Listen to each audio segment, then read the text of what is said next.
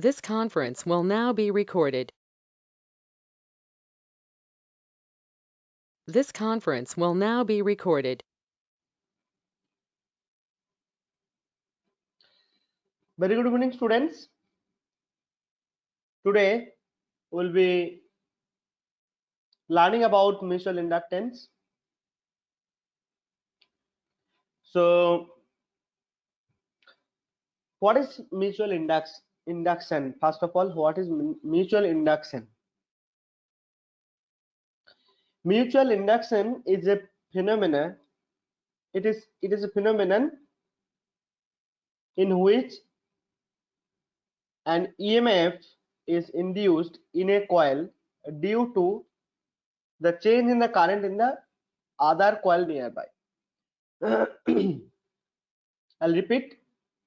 Mutual induction is a phenomenon in which an EMF is induced in a coil due to the change in the current in the another coil nearby. So this is mutual induction. So mutual induction means like mutual cooperation, etc. we say, right? So there should be two things, two coils. Okay, here in mutual induction there should be two coils. I can explain the phenomenon of mutual induction from this figure. As you see here, there are two coils. One is S, another one is P coil. S coil, I say this is secondary coil, and this P is, suppose it is called primary coil. So the primary coil is connected with a battery, as you see here, with a tapping key K. Okay, so it is seen that when the circuit is closed in case of P coil, when the switch K or this tapping key K is tapped, that means the circuit is closed. So a current will pass through this primary coil. Okay, a current will pass through the primary coil. Okay, and it is seen that when there is a change in the current, or see, if you just suddenly tap the key K, tap this key, tapping key, then there is a deflection in the galvanometer which is connected to the secondary coil S. So why is it happening? Why this galvanometer needle is showing deflection? It is because there is an induction, there is an induced EMF, and due to that there is an induced current in the coil S. So as soon as this tapping key is tapped, there will be a current passing through this coil P primary, and we know current through a conducting loop will produce magnetic field, right? See, we know that if I have a loop like this and current is flowing like this, then there will be magnetic field. It acts as a bar magnet, as we have seen. Okay, it will act as bar magnet. That means it will produce a magnetic field. So magnetic field lines will pass through the secondary coil. Yes, see, there are loops like this, right? So the flux will link. So as we know, if the magnetic field lines are passing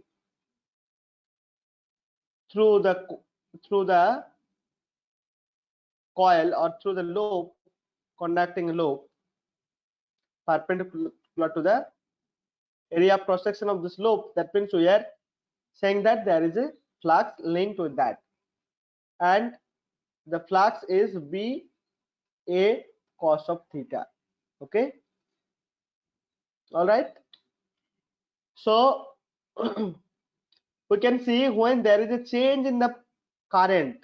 See, if you tap the key K, suddenly what happens?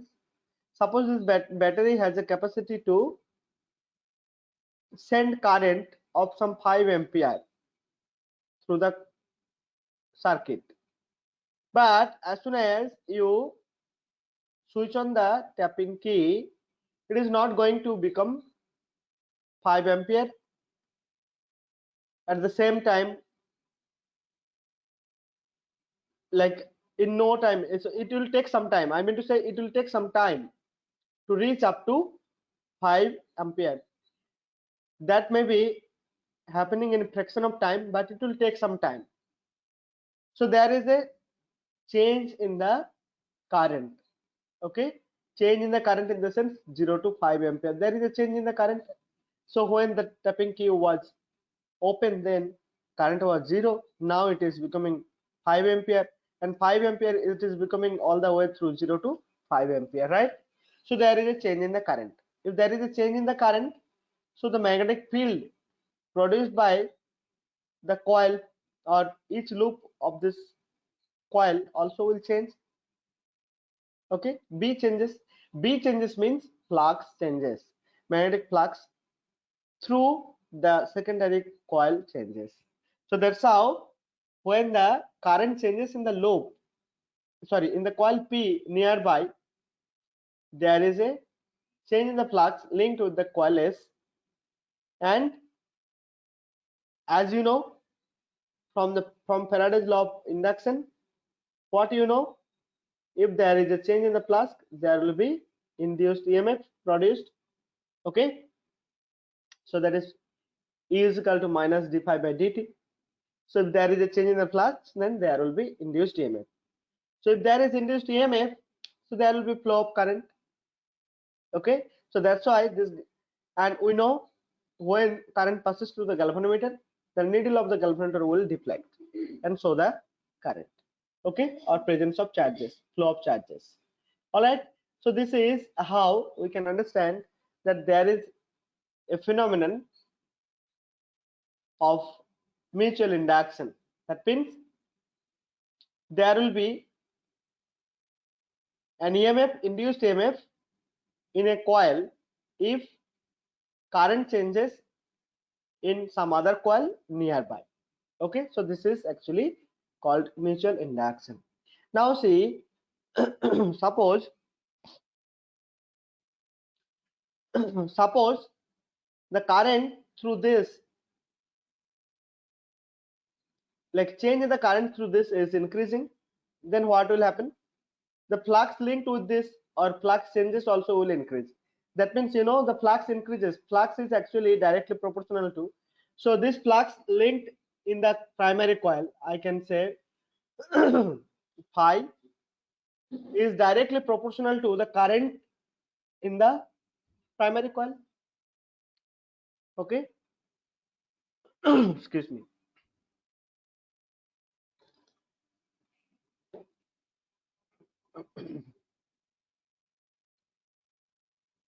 So the flux linked with the coil S is directly proportional to the current in the primary coil P. So if we remove this proportionality and bring equality, then there should be a proportionality constant given, okay, in the equation. So that is m over here. Let us say this is m. This proportionality constant is actually called coefficient of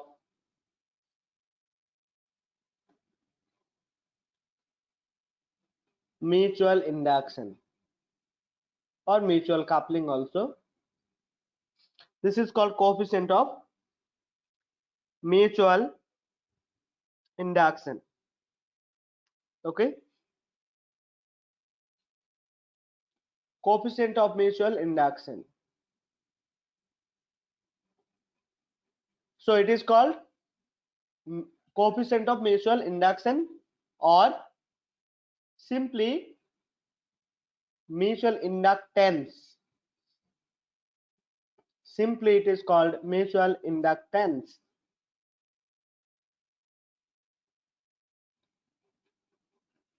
That means actually it is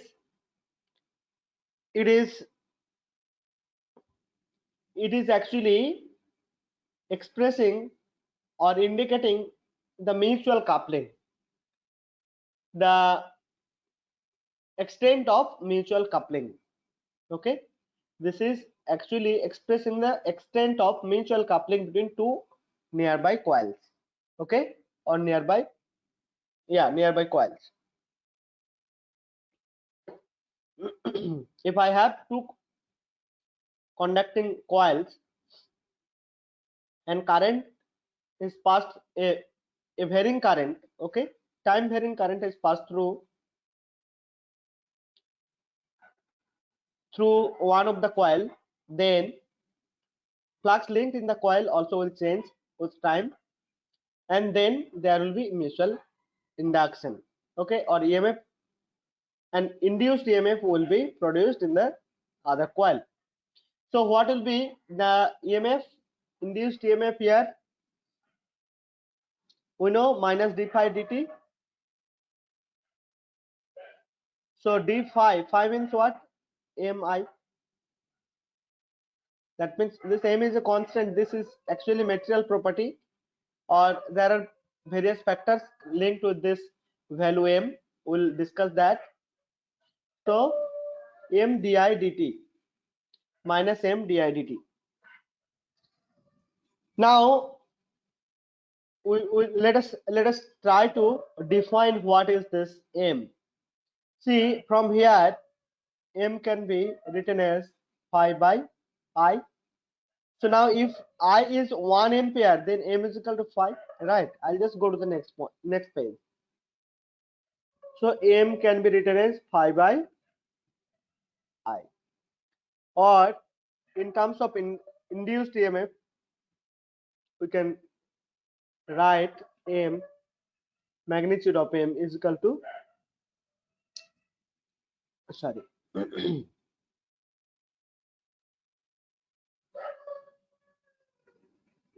magnitude of E by di dt, or a whole magnitude I can say.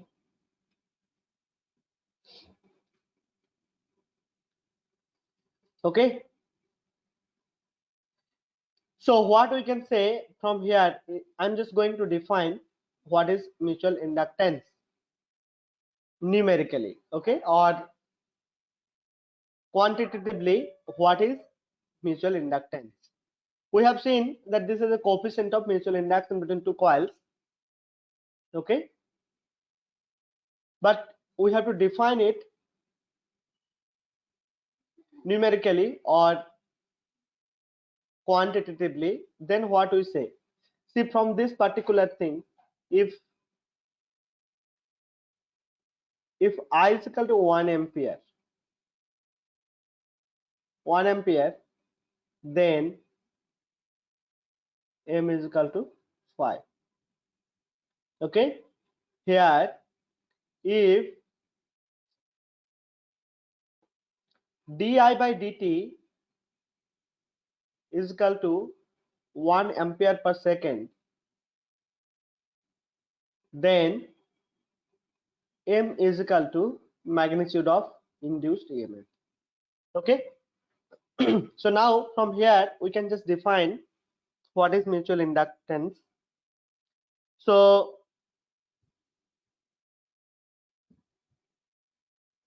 thus a mutual inductance of two coils I'll define in two ways. First,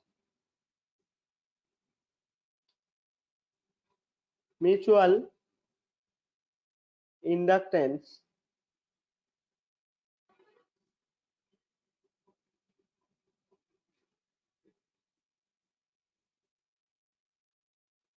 of two coils is numerically equal to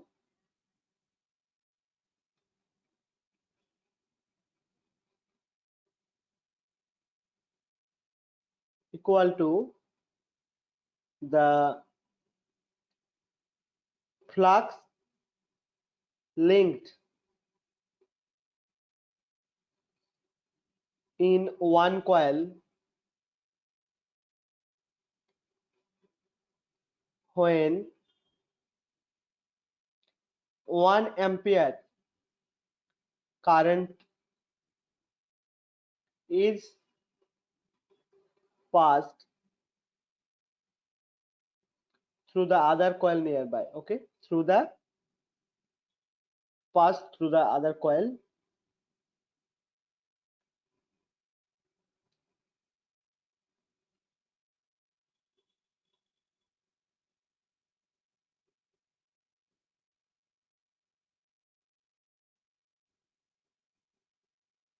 nearby. Okay, so this is actually from here. Now see, from in the induced EMF also we can actually define the mutual inductance between two coils. Mutual inductance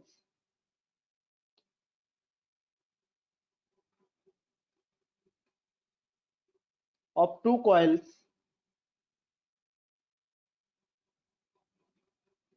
may be defined as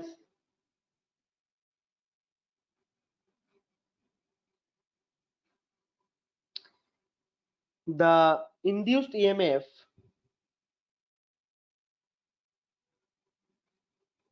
in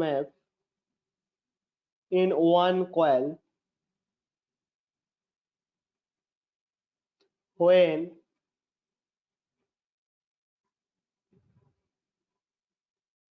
the current in the neighboring coil changes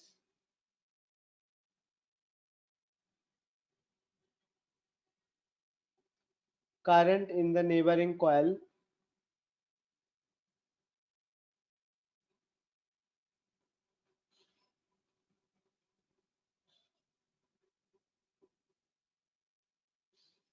changes by 1 ampere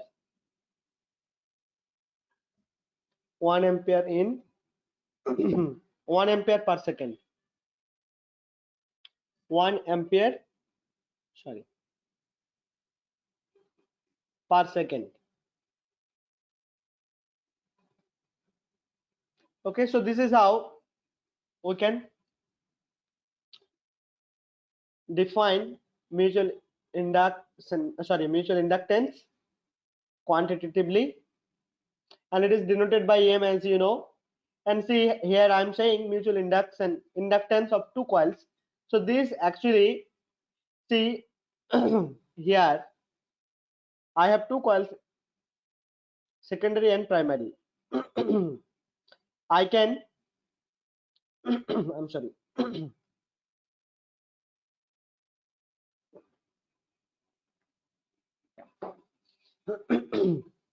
I can pass current through the secondary coil, then induced EMF will be in the primary coil. Now what I'm doing, I'm passing current through the primary coil and getting induced EMF in the secondary coil. I can do just reverse. I can pass current through the secondary coil. That means I can connect this battery with the secondary coil and galvanometer with the primary coil and get the same induced EMF. Okay, get the same induced EMF because this coupling constant, okay, this coefficient is same for these two coils. Like it doesn't matter whether I'm using the primary coil as secondary or secondary coil as the primary. Okay, so this coupling constant M, this is sometimes called coupling constant, or what to say this, I should not say coupling constant, this is coefficient of mutual induction. So since this is same for both way, okay, this is same for both way. If I send current through the secondary and get induced EMF in the primary, or vice versa, it is the same. M, the value of M will be the same. Okay, and it is actually the property of both. Okay, all right. Now what we'll do, we'll just calculate mutual inductance or this coefficient M for two coaxial long solenoid. Let me see again. Or before that, okay, let us see that. So let us calculate mutual inductance. Okay, let me just tell you one thing. See, self inductance, see, SI unit of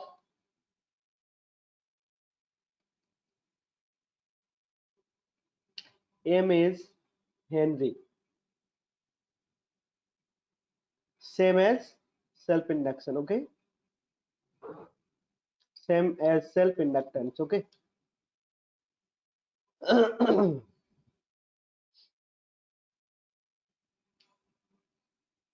So now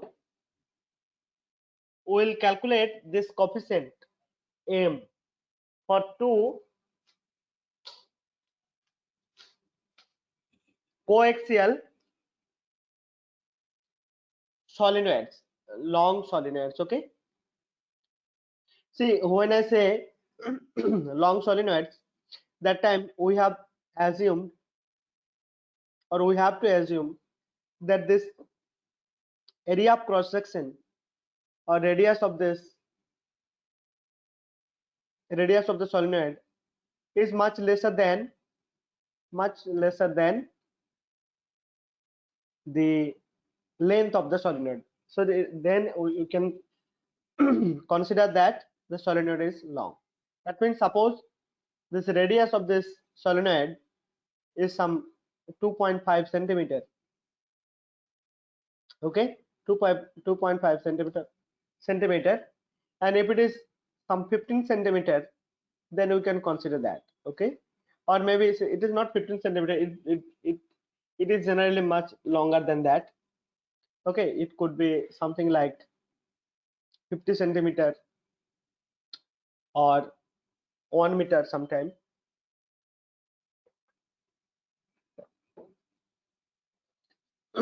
Okay, so in that sense, long solenoid.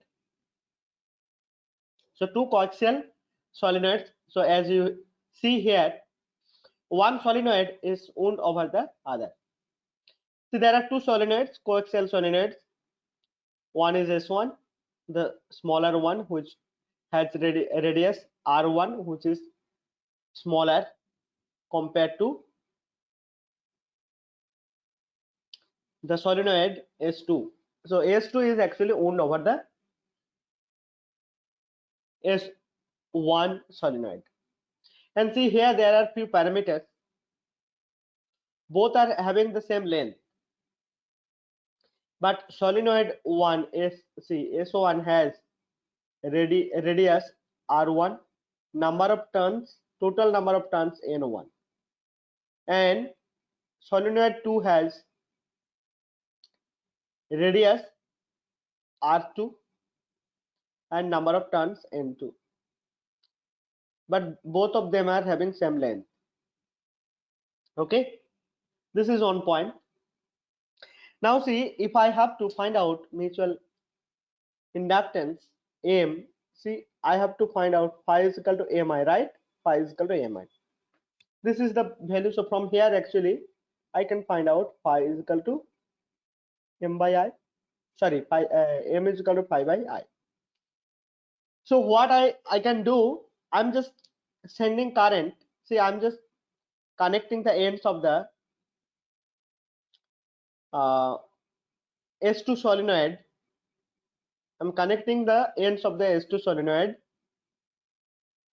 with a source of current.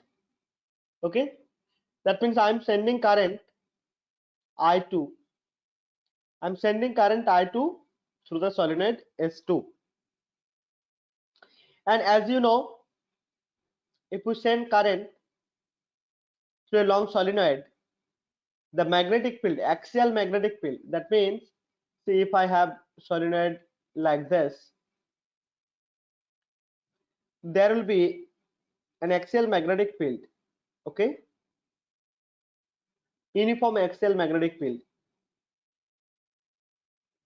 and that magnetic field will be inside the solenoid itself. It will not, there will be no magnetic field due to this solenoid outside. Okay, so this we have already discussed. Okay, so this is the thing. Now what is this value of magnetic field? Let us see that, and then we have to calculate the flux linked with the secondary coil, in this case S1. So B2, that means magnetic field produced by the solenoid S2. So what is that? We know for a long solenoid axial magnetic field is mu0 N2 I2. What is this N2? N2 is number of turns in the secondary coil per unit length, and mu0 is the free space permeability, free space permeability. This we have already discussed in the resistance class and earlier also. Okay, mu0 is free space permeability, and I2 is the current which I am passing through the solenoid S2. Okay, so I have got the magnetic field or magnetic field which is produced by the outer solenoid. So what will be the flux linked with each coil, each loop of this solenoid, inner solenoid or S1 solenoid? See, flux linked with each coil will be area of each coil, that is pi R1 square into the magnetic field B2, right? This is what we know, right? We are seeing here cos theta is equal to, sorry, cos theta is equal to 1 here.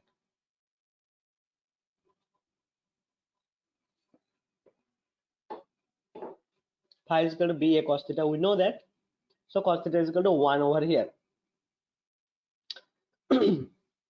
So look, let us put these values. B2,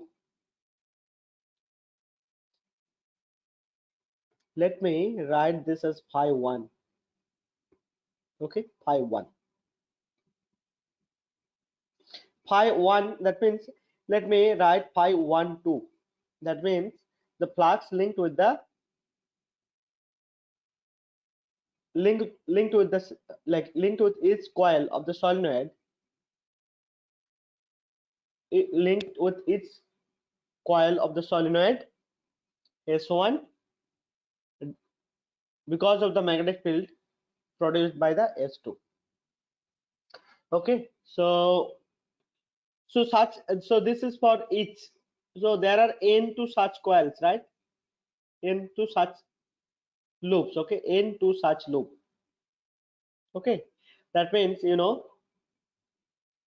the flux linked with solenoid 1 or S1 when magnetic field is produced by S2 is obtained as B2 is mu0 N2 by L into I2 into, again, so this is N1, I'm sorry, this is not N2, this is N1. N1 number of turns in the solenoid S1. Okay, so look, if I write this pi R1 square, mu0, let it be there in the front. Okay, let me rewrite this. mu0 pi R1 square N1 N2 by L into I2. So if we compare from here, see phi is equal to M into I. That means this particular part, this is actually mutual, like coefficient of mutual induction. So this I can give a name as M12 into I2. So what is M12? So this value mu 0 pi r1 square n1 n2 divided by L into I. So this is actually M12. That means the coefficient of mutual induction of S1 with respect to the solenoid S2. Let me write this here. M12 is equal to mu 0 pi r1 square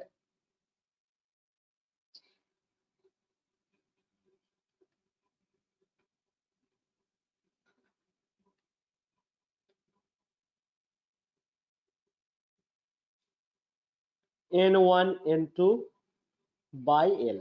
So this is actually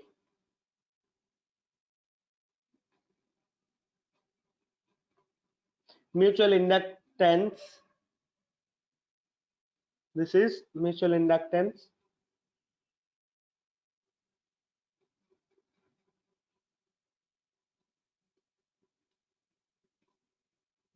of S1 with respect to S2. Okay. Now see, if I do the reverse, that means if I send current now, I am sending current I1 through S1, then what will be the magnetic field produced by S1? That will be B1 is equal to mu 0 N1 I1.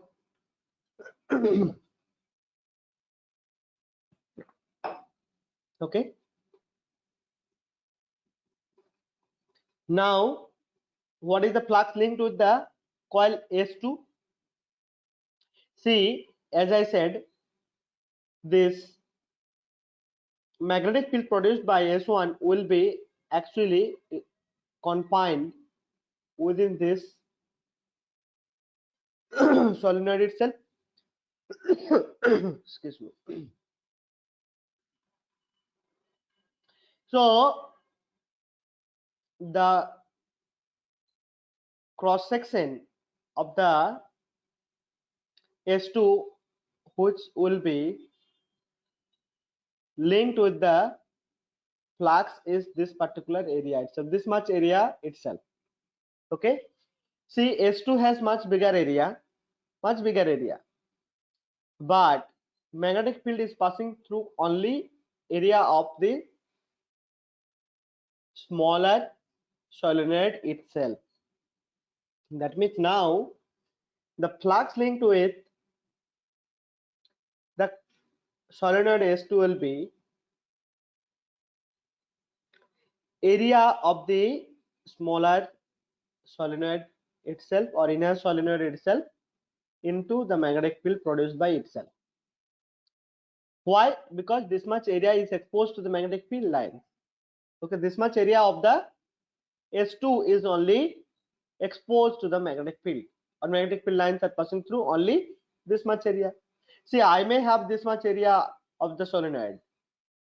Okay, I have this much area, but only magnetic field lines are passing through this much area. Okay, this much area, this much area. So the flux will be linked within this area itself. So that's why. Okay, I'm just trying to make you clear again. See, I have this S2 solenoid, and inner solenoid is this much. Okay,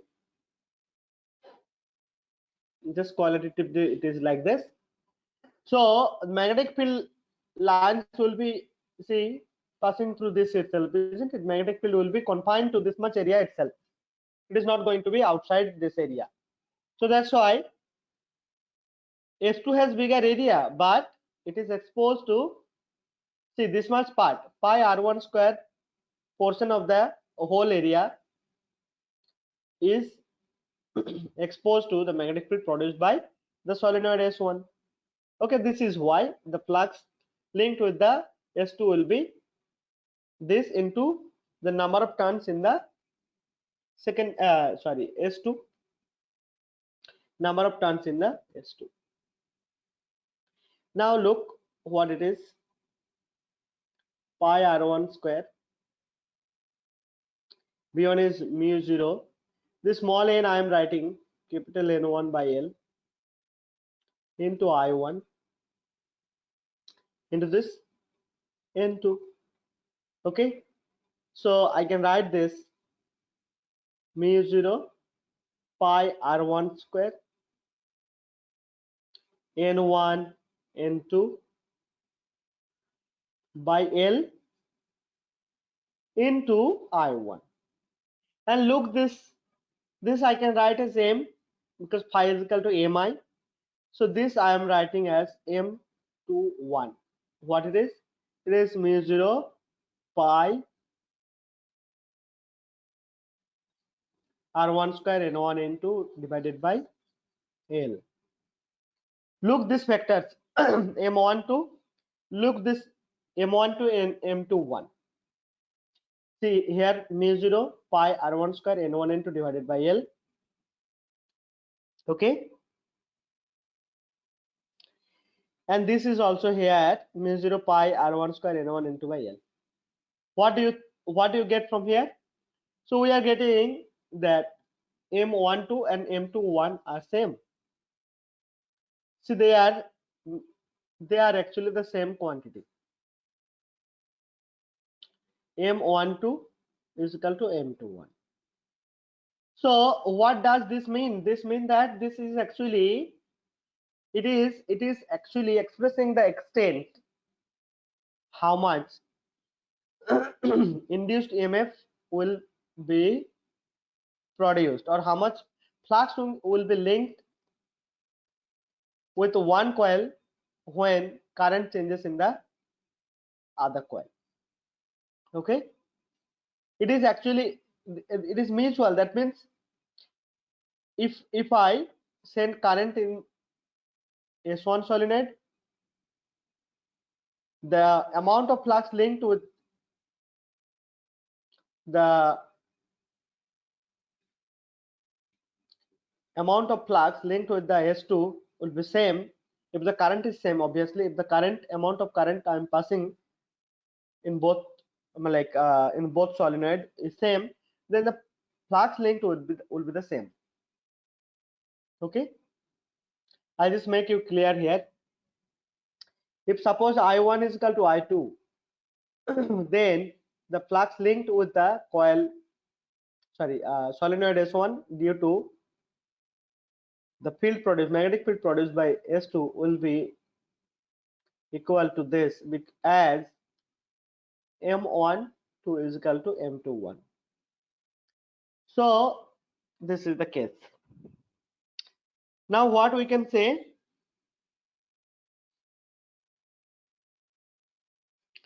Now let us see what are the factors.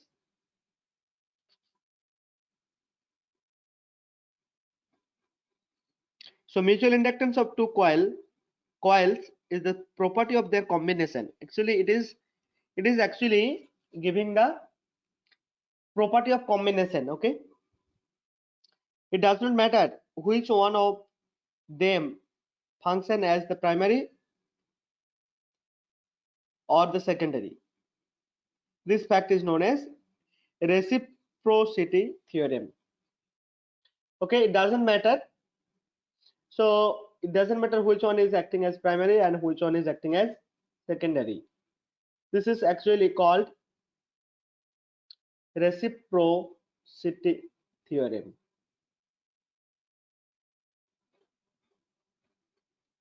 Reciprocity theorem. Now what we'll do, we'll see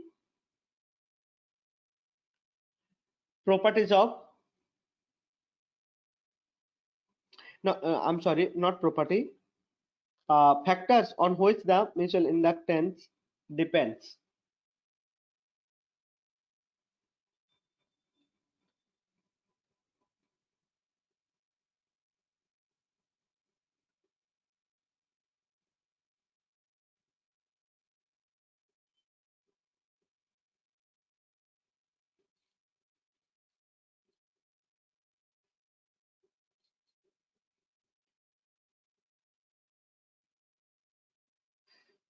Okay, we'll see what are those factors on which this mutual inductance depends. Okay,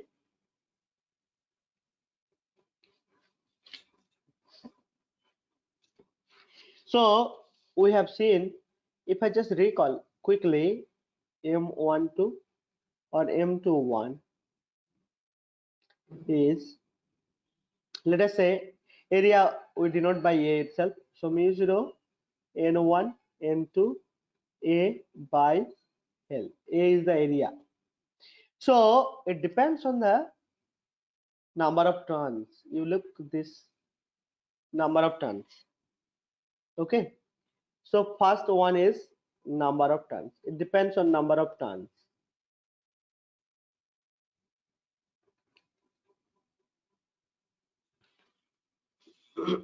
Number of turns in the two solenoids.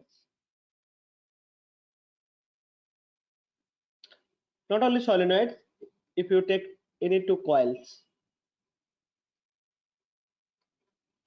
okay, any two inductor coils if you take, so number of turns, like mutual coefficient of mutual induction depends on number of turns in the coils. Okay, second point, I'll write here in bracket, M is directly proportional to A number of turns. Now area, look this area, so it means M depends on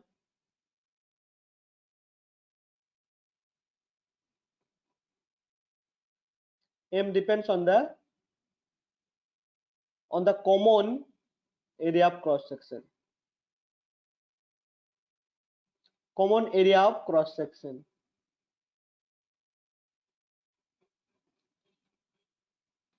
So here it is A, right? So it is actually directly proportional to area of cross section. Common area of cross section. It depends on relative separations also. Point third, M depends on relative separation.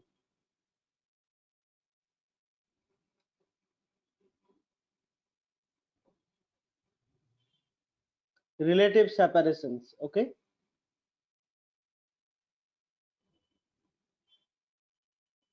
Between the coils.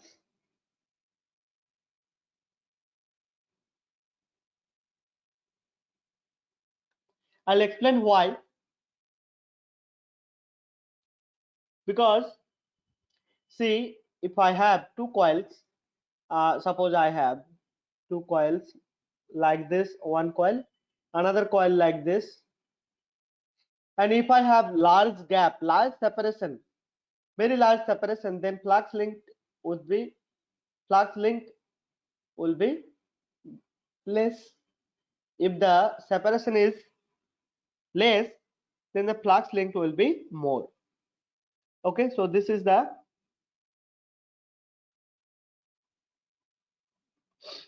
so larger the distance between the solenoids, smaller will be the magnetic flux linked with the secondary coil due to the current in the primary. Okay, this is the reason. The third point is, fourth is the relative orientations of the M depends on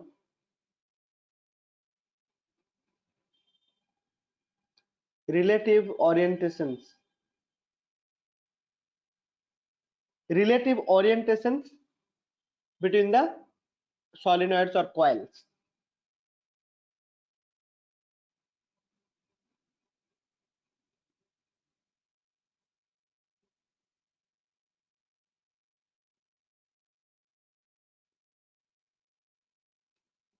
Okay, what does this mean? See, M is maximum when the entire flux of the primary is linked with the secondary. Suppose I have this is core of the solenoid, say. Then I have one coil wound like this. Okay, right. And over, like in on top of that, another is wound like this.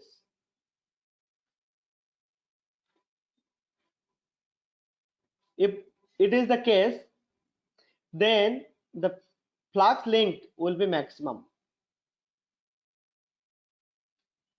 Phi linked with the secondary coil will be maximum. That means interflux will be linked with the secondary coil.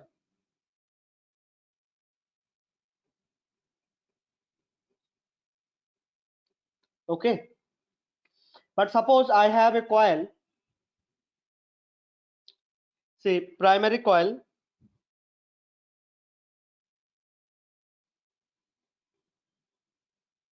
somewhere like this, and secondary coil like this. Okay, if it is, see, if they are at 90-degree angle, somewhat like this. Okay, then flux link will be almost zero. Okay, it is actually zero or the minimum. Okay, so in case, see, first case, primary, see, secondary coil is primary coil, primary coil is enveloping the secondary coil. But in this case, see the orientation of these two coils. Suppose this is secondary, this is primary. So in this case, the probability of linkage of flux will be very, very less, or it can be zero also. Okay, so this is minimum phi. Okay, phi linkage will be minimum. So relative orientation actually matters. Okay, now if the core material used, see, in case of solenoid we use a core material. Okay, it depends on M depends on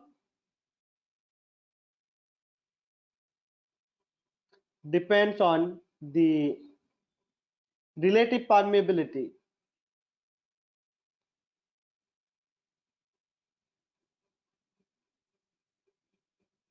Relative permeability of the core material. Okay, used in the solenoid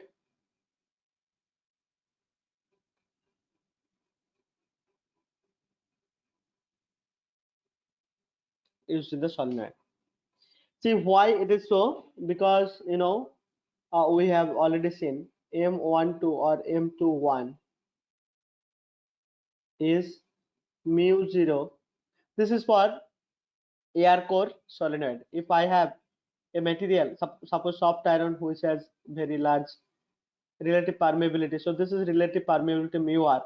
This factor will be multiplied with that, and see here will be N1 N2 A by L.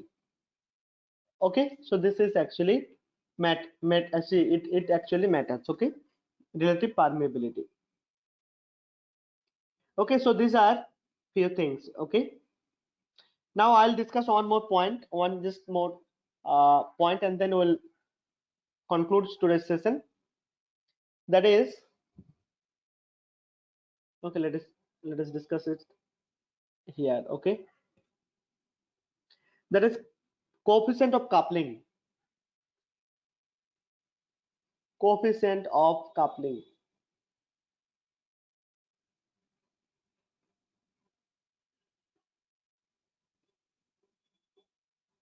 Okay, so this we have already discussed. Today I am discussing only mutual inductance part or coupling of two inductor coil. See, if I have two inductor coil, and how the coupling will be, that depends on their self inductances. Suppose L1 and L2 are the self inductances for the two coils, and their mutual inductance is same, right? M. So if I have two inductor coils which have self inductance L1 and L2 and mutual inductance M, then the coefficient of coupling between two coils,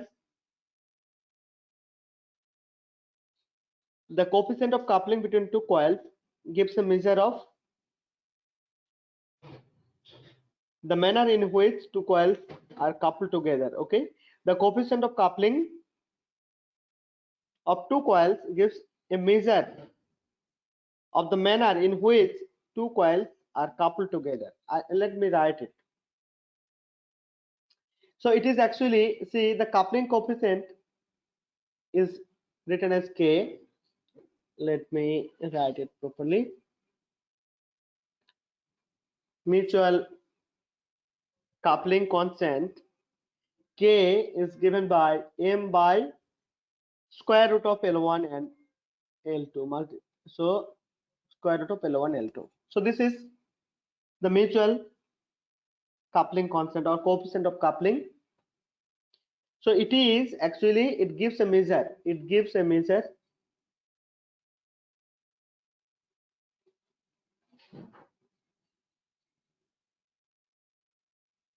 Measure of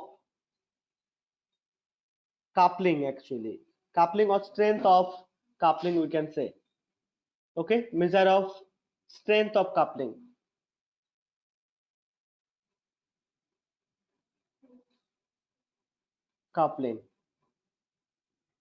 Or we can say measure of extent of coupling. Okay, strength or extent of coupling.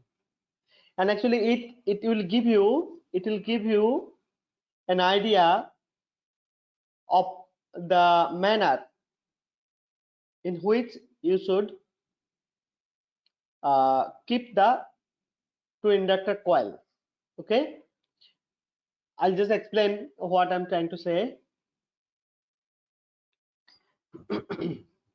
See, this see, value of this K, values of K varies between 0 to 1. Okay, it varies between 0 to 1. See, this can be 1 when there is a perfect coupling. This is called perfect coupling.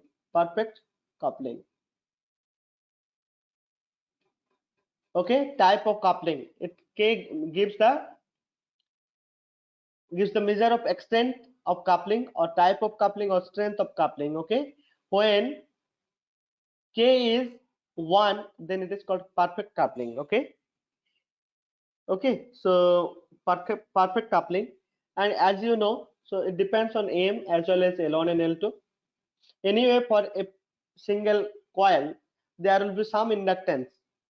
Okay, if the coils are not mutually coupled, if there are two inductor coils but they are not mutually coupled, then M is equal to 0, and in that case K also will be equal to 0.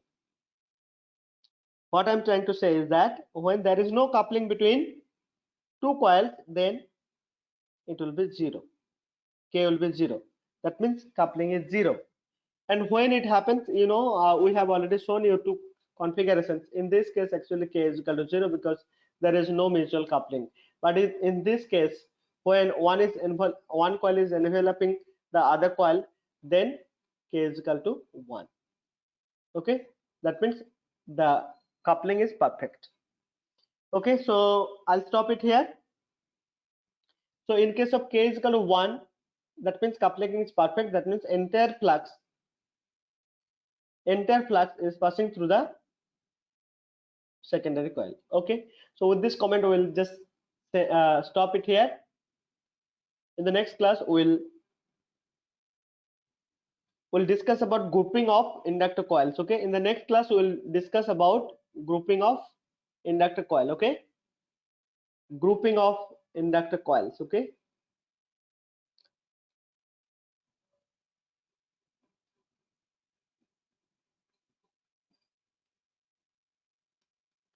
Okay, next class will be on grouping of inductor coils. Okay, parallel grouping is there, series grouping is there. Okay, so those things we'll be discussing in this class, and also if possible we'll discuss about eddy current and applications of eddy currents. Okay, so thank you for your patience. Bye for today.